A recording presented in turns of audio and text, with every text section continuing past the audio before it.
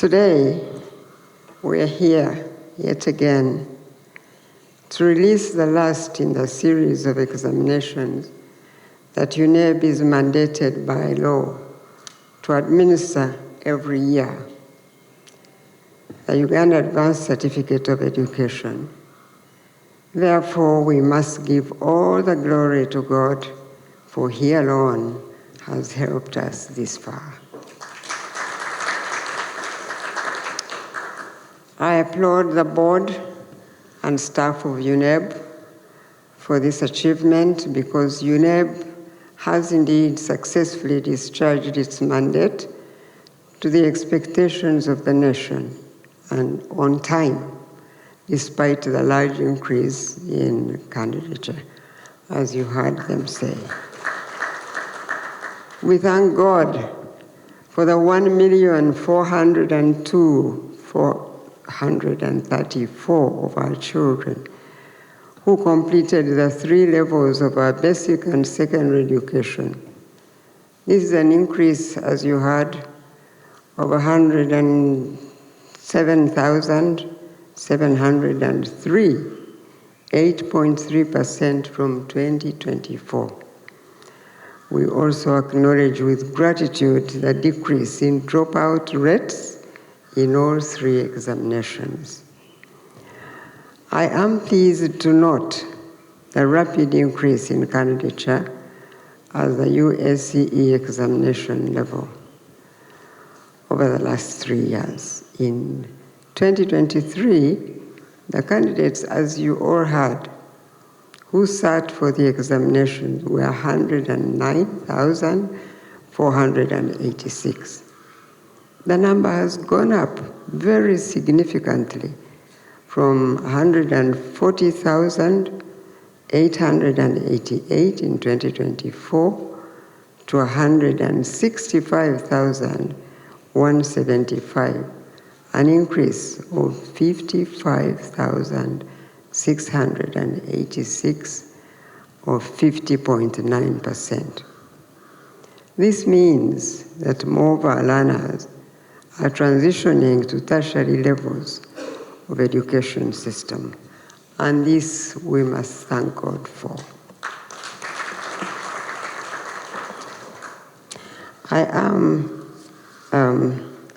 The executive director's statement indicates that entries for sciences and mathematics have also been rising. While I fully recognize the invaluable role of the humanities in shaping social morals and inculcating business and fostering an entrepreneurial spirit, promoting cultural awareness and nationalism, I believe still that, as I'm sure you all do, that STEM subjects are the bedrock for industrial development, and we are all concerned that they should keep going up a little more. The statement further shows an increase of over 21,000 more candidates who have qualified for university places compared to the previous year. I'm confident that we have sufficient places in our tertiary institutions, both public and private, to absorb these learners. What our young people appear not to appreciate are the opportunities available in our technical and vocational institutions. Products of these institutions are readily taken up by the industries or are able to create jobs by themselves. So I continue to encourage them to consider that career path. The rewards are becoming more and more visible, I think. I am pleased to note also the good performance by girls, and I congratulate them on this remarkable achievement. I am particularly impressed by the steady increase in the number of girls taking on science subjects, and that they have done very well. This demonstrates that there is nothing mysterious about mathematics and sciences, What we now need is more encouragement and the presence of the role models of mothers in our society who are scientists. So, parents and guardians, I call upon you to intentionally step into your God-given role. Please be present and actively involved in your children's lives. May you never forget that education is a shared responsibility, and its foundation is built within the family. With love, with support, and a positive family environment, you play a key role in nurturing your children to lead fulfilling lives and to value education. Now, from the release statement, comments on the work of candidates indicate that they do not relate the knowledge acquired to real-life situations in their communities. Education, as you just heard from the chair of the board, is not about acquisition of knowledge per se, but it's about how knowledge helps us to be creative, productive, and able to find solutions to the problems in our communities and our country. That is the reason why government, through the Ministry of Education and Sports, has embarked on a fundamental review of the curriculum. We recently heard from the study by UNEB the exciting changes we're seeing in the behavior of our children who have gone through the lower secondary competence-based curriculum. The Ministry of Education and Sports, through the National Curriculum Development Center, has embarked on reforming the Uace curriculum. Currently, we have an aligned curriculum being implemented, where excess and unnecessary content has been removed and duplication of information across subject areas has also been addressed. Furthermore, the teaching approaches have been aligned to the approaches at UCE so as to provide a smooth transition from the UCE. NCDC will now move steadily ahead to complete the reform of the UACE curriculum. And when this is completed, I expect that the exciting story we had at UCE will also be told at this level, at A level. This will require concerted efforts by the ministry's department responsible for teacher training and the agencies, NCDC and UNEB, to ensure adequate preparation of teachers to appropriately deliver the new curriculum. The implementation of the UCE curriculum has been a significant learning experience. With the lessons learned, we are now equipped to replicate effective practices and to mitigate the risks. I congratulate the candidates who have performed well. I encourage the learners who may not be satisfied with their own results to use the opportunity that you have to try again or to consider other education pathways. The most important thing is to keep yourselves safe, remain positive, and not lose hope in your ability to succeed and have a productive future, because it is possible. I thank the team at the Ministry of Education and Sports for supporting schools in the implementation of the curriculum. My appreciation also goes to all our foot soldiers, the teachers, of course, especially those who prepared the candidates. Your commitments and consistent dedication to education, our children, is truly commendable. And I'm grateful to our parents and guardians who provide the support the candidates need through this cycle. I congratulate the chairperson and the board members, the executive director and staff of UNEB on a job very well done. I thank the security forces and all those who supported UNEB at the different stages of the examination process.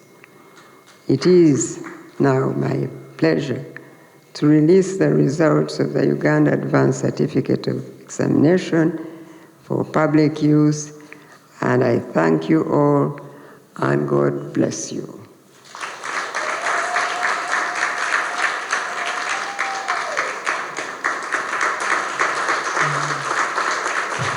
I say congratulations to you all as a ministry, and I say congratulations to Uganda. Thank you again.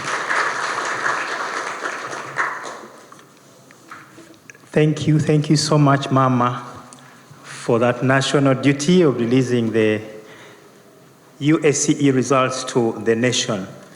The key features of the competency-based assessment, how we are doing the reporting, grading, and certification, that we are using letters A, B, C, D, and E instead of the D1, D2, C, and pass and fail that we are using in the content-based curriculum that has now been, is no longer operational.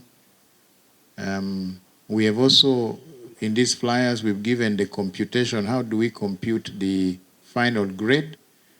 We compute the CA, continuous assessment, that we receive from the schools based on 20% of the total score.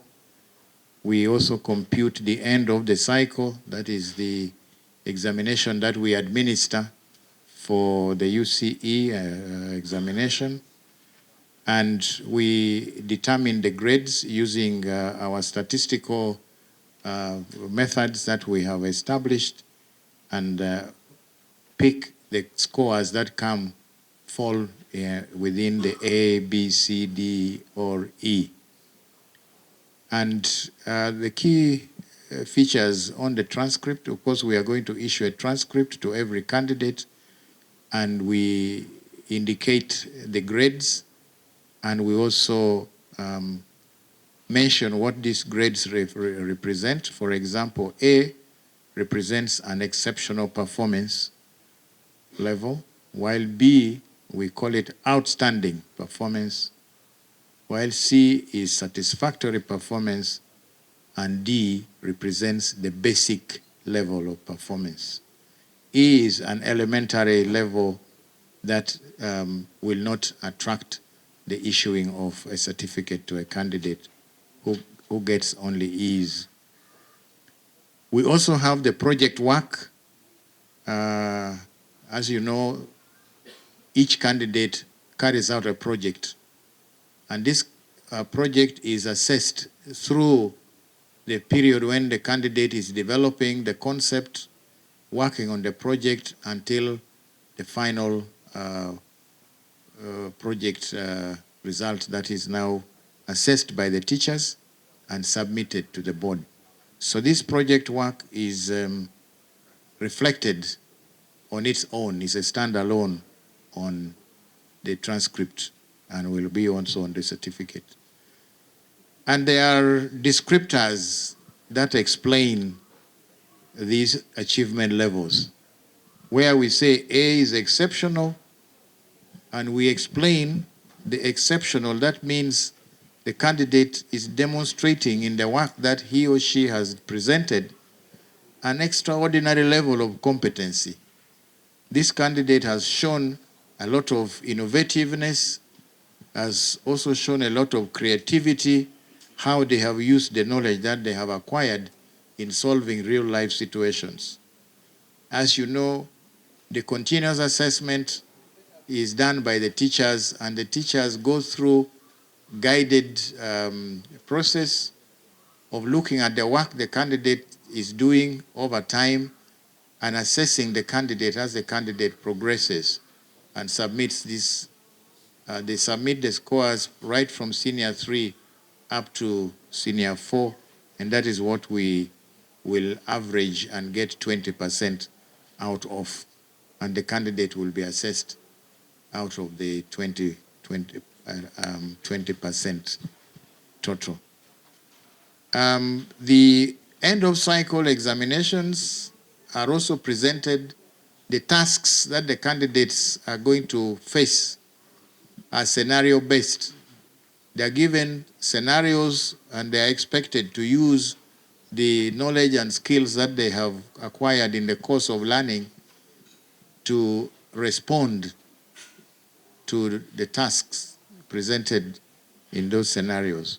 So from there, according to the scores that they have obtained, we are able to say, yes, this candidate is innovative, this candidate is creative up to this level.